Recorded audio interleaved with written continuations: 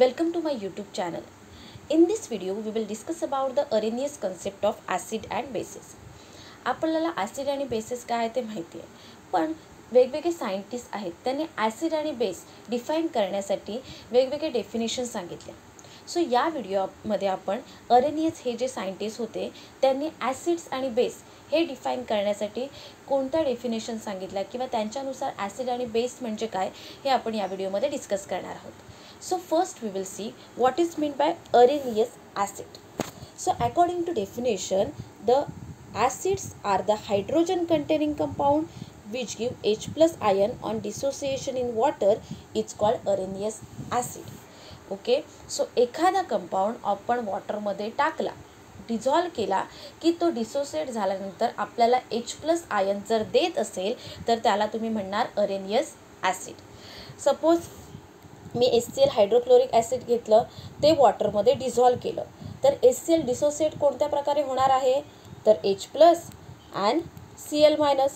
So HCl जेव्हा वॉटरमध्ये dissociate होतोय तेव्हा आपल्याला H प्लस आयन मिळते, म्हणजेच HCl हा काय झाला तर अरेनियस ॲसिड.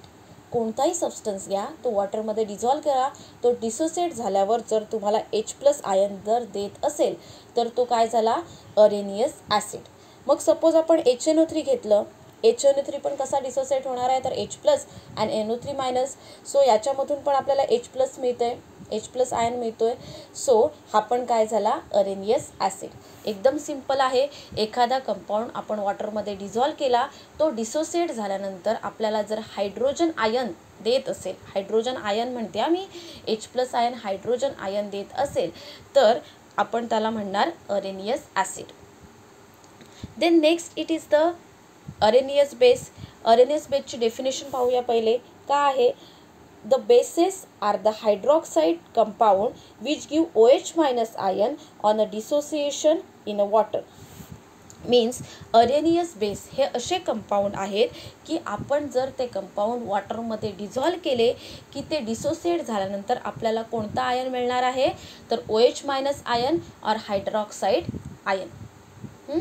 आता सपोज आपण NaOH घेतलं, NaOH हा वॉटरमध्ये डिझॉल्व केला, तो कोणत्या प्रकारे डिसोसिएट होणार आहे तर Na plus plus OH minus. म्हणजे इथून आपल्याला काय मिळतं आहे तर OH minus ion means hydroxide ion. Therefore the NaOH it is the Arrhenius base.